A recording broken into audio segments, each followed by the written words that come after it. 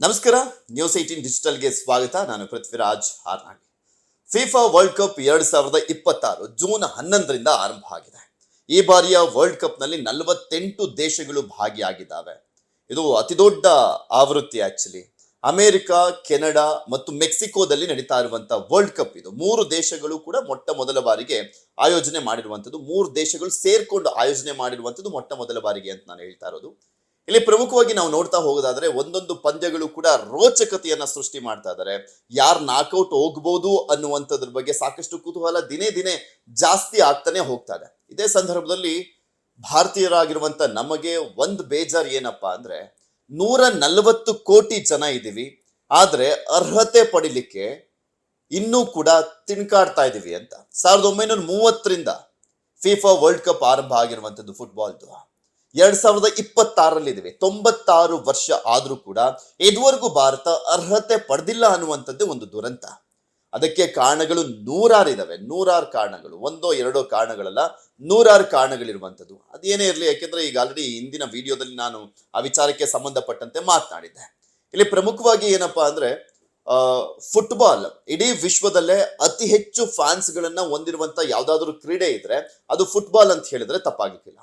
ಯಾಕೆಂದ್ರೆ ಜಾಸ್ತಿ ದೇಶಗಳು ಈ ಒಂದು ಕ್ರೀಡೆಯನ್ನ ಆಡ್ತವೆ. ಚಿಕ್ಕ ಪುಟ್ಟ ದೇಶಗಳು ಕೂಡ ಈ ಒಂದು ಕ್ರೀಡೆಗೆ ದೊಡ್ಡ ಮಟ್ಟದಲ್ಲಿ ಫ್ಯಾನ್ ಬಳಗವನ್ನ ಹೊಂದಿರುವಂಥದ್ದು. ಇನ್ನು ಮತ್ತೊಂದ್ ಕಡೆ ನಾನು ಹೇಳಲಿಕ್ಕೆ ಬಂದಿರುವಂತದ್ದು ಏನು ಅಂದ್ರೆ, ಭಾರತ ಇದುವರೆಗೂ 96 ವರ್ಷದ ವಿಶ್ವಕಪ್ ಫುಟ್ಬಾಲ್ನ ಇತಿಹಾಸದಲ್ಲಿ ಯಾವತ್ತೂ ಅರ್ಹತೆಯನ್ನ ಪಡೆದಿಲ್ಲ. ಭಾರತ ತಂಡ ಅರ್ಹತೆ ಪಡೆದಿಲ್ಲ, ಓಕೆ. ಆದರೆ ಭಾರತೀಯರು ಫುಟ್ಬಾಲ್ ನಲ್ಲಿ ಆಡಿದ್ದಾರೆ, ಇದೊಂದು ವಿಶೇಷ.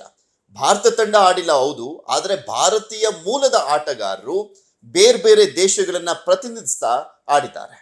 ಅದನ್ನ ಹೇಳಲಿಕ್ಕೆ ಬಂದಿದ್ದೀನಿ. ಯಾರು ಹಾಗಾದ್ರೆ ಅವರು ಅಂತ. ಯಾಕೆಂದ್ರೆ ನಮ್ಮ ಭಾರತದಲ್ಲಿ ಎಷ್ಟು ಮಟ್ಟಿಗೆ ಫುಟ್ಬಾಲ್ಗೆ ಅವಕಾಶಗಳಿದಾವೆ, ಅನುದಾನವನ್ನ ಕೊಡ್ಲಾಗತ್ತೆ, ಪ್ರೋತ್ಸಾಹವನ್ನ ಕೊಡ್ಲಾಗತ್ತೆ, ಎಷ್ಟೆಲ್ಲ ಇಂಟರ್ನ್ಯಾಷನಲ್ ಪಂದ್ಯಗಳನ್ನ ಆಡಿಸಲಾಗತ್ತೆ, ಎಂತೆಂತ ಲೀಗ್ಗಳಿದಾವೆ, ಎಲ್ರಿಗೂ ಗೊತ್ತಿರುವಂತ ವಿಚಾರಣೆ. ಆದ್ರೆ ಇಲ್ಲಿ ಫುಟ್ಬಾಲ್ ಅಂತ ಬಂದಂತ ಸಂದರ್ಭದಲ್ಲಿ ಕ್ರಿಕೆಟ್ಗೆ ಇರುವಂತ ಕ್ರೇಜ್ ಭಾರತದಲ್ಲಿ ಇಲ್ಲ. ಕ್ರಿಕೆಟ್ನ ಅದನ್ನೇ ಒಂಥರ ಧರ್ಮ ಅಂತ ನೋಡ್ತೀವಿ ನಾವು ಇಂಡಿಯನ್ಸ್.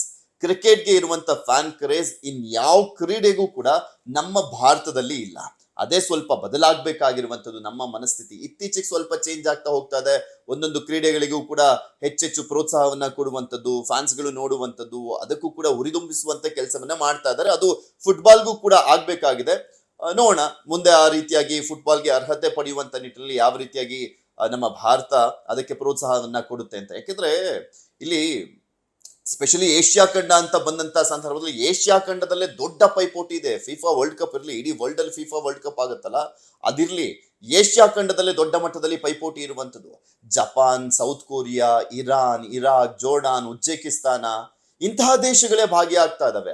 ಆದ್ರೆ ನಮ್ಮ ಭಾರತನೇ ಕ್ವಾಲಿಫೈ ಆಡ್ಲಿಕ್ಕೆ ಇನ್ನೂ ಕೂಡ ಒದ್ದಾಟವನ್ನ ಮಾಡ್ತಾ ಇರುವಂತದ್ದು. ಓಕೆ, ಅದೊಂದು ಹಂತಕ್ಕೆ ಇಡೋಣ, ಸೈಡಲ್ಲಿ ಇಡೋಣ. ಆದ್ರೆ ಒಂದು ಖುಷಿ ವಿಚಾರ ಹೇಳಿದ್ನಲ್ಲ ನಾನು, ಭಾರತ ಅರ್ಹತೆ ಪಡೆದಿಲ್ಲ ಓಕೆ, ಆದ್ರೆ ಭಾರತೀಯ ಮೂಲದ ಆಟಗಾರರು ಆಡಿದ್ದಾರೆ. ಅದರಲ್ಲೂ ಸ್ಪೆಷಲಿ ಒಂದು ಇತಿಹಾಸ ನಿರ್ಮಾಣ ಆಗಿರುವಂತದನ್ನ ಹೇಳ್ತೀನಿ. ಮೊನ್ನೆ Iran versus New Zealand football match ನಡೀತು. ಇರಾನ್ ತುಂಬಾ ಸ್ಟ್ರಾಂಗ್ ಇರುವಂತಹ ಒಂದು ಕಂಟ್ರಿ. ಈ ಒಂದು ಫುಟ್ಬಾಲ್ ನಲ್ಲಿ 23ನೇ ರ್ಯಾಂಕ್ ಅಲ್ಲಿ ಇದೆ. 92ನೇ ರ್ಯಾಂಕ್ ಒಂದು ಕಾಣಿಸುತ್ತೆ ನ್ಯೂಜಿಲ್ಯಾಂಡ್ ರ್ಯಾಂಕಿಂಗ್ ಅನ್ನ ಹೊಂದಿರುವಂತದ್ದು. ಆದ್ರೆ ಈ ಪಂದ್ಯ ಇರಾನ್ ಗೆದ್ದೇ ಬಿಡುತ್ತೆ ಅಂತ ಅನ್ಕೊಂಡಿದ್ರು.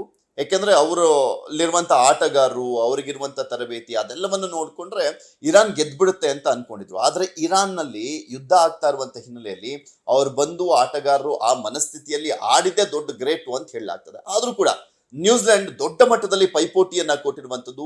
2-2 ಗೋಲ್ಗಳಿಂದ ಡ್ರಾ ಆಯ್ತು. ಇದ್ಯಾಕೆ ಈ ಮ್ಯಾಚ್ ಯಾಕೆ ಹೇಳ್ತಾ ಇದ್ದೀನಿ ಅಂದ್ರೆ, ಇಲ್ಲೇ ಇರುವಂತದ್ದು ನಾವು ಹೆಮ್ಮೆ ಪಡುವಂತ ವಿಚಾರ. ಏನಪ್ಪಾ ಅದು ಅಂದ್ರೆ, ನ್ಯೂಜಿಲೆಂಡ್ ಪರವಾಗಿ ಭಾರತೀಯ ಮೂಲದ ಆಟಗಾರ ಆಡಿತು, ಸರ್ಪ್ರೀತ್ ಸಿಂಗ್ ಅಂತ. ಸರ್ಪ್ರೀತ್ ಸಿಂಗ್ ಆಡುವ 11ರ ಬಳಗದಲ್ಲಿ ಅಲ್ಲಿ ಸೇರ್ಕೊಂಡಿದ್ಯಲ್ಲ, 11ರ ಬಳಗದಲ್ಲಿ ಅವರಿಗೆ ಸ್ಥಾನ ಸಿಕ್ತಲ್ಲ, ಪ್ಲೇಸ್ ಸಿಕ್ತಲ್ಲ.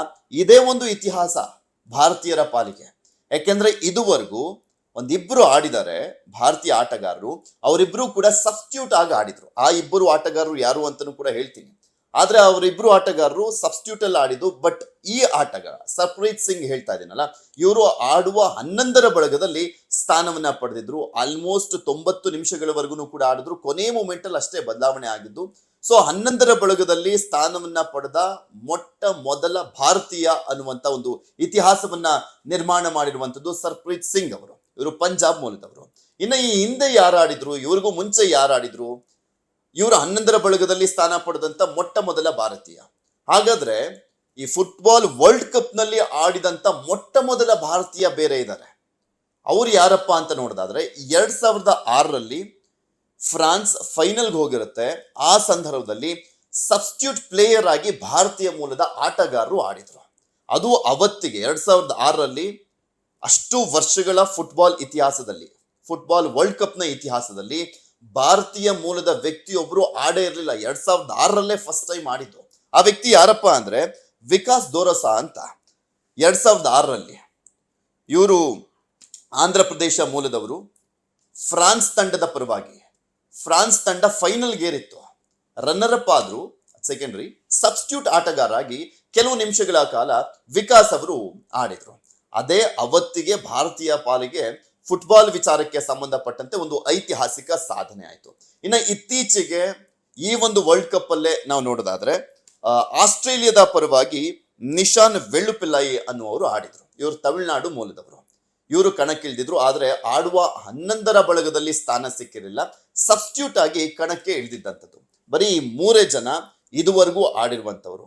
ಅಟ್ಲೀಸ್ಟ್ ಈಗಲಾದರೂ ಯೋಚನೆ ಮಾಡಬೇಕಾಗಿದೆ ಕೇಂದ್ರ ಸರ್ಕಾರ ಫುಟ್ಬಾಲ್ಗೆ ಯಾವ ರೀತಿಯ ಪ್ರೋತ್ಸಾಹವನ್ನ ಕೊಡಬೇಕಾಗಿದೆ ಅಂತ.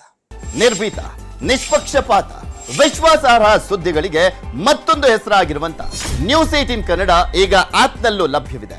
ದಯವಿಟ್ಟು ಇಲ್ಲಿರುವ QR ಕೋಡ್ ಅನ್ನ ಸ್ಕ್ಯಾನ್ ಮಾಡಿಕೊಂಡು ಆಪ್ ಅನ್ನ ಡೌನ್ಲೋಡ್ ಮಾಡೋದಕ್ಕೆ ಮರಿಬೇಡಿ. ನಿಮ್ಮ ಬೆಂಬಲ ಹೀಗೆ ಸದಾ ನಮ್ಮೊಂದಿಗಿರಲಿ. ಧನ್ಯವಾದ.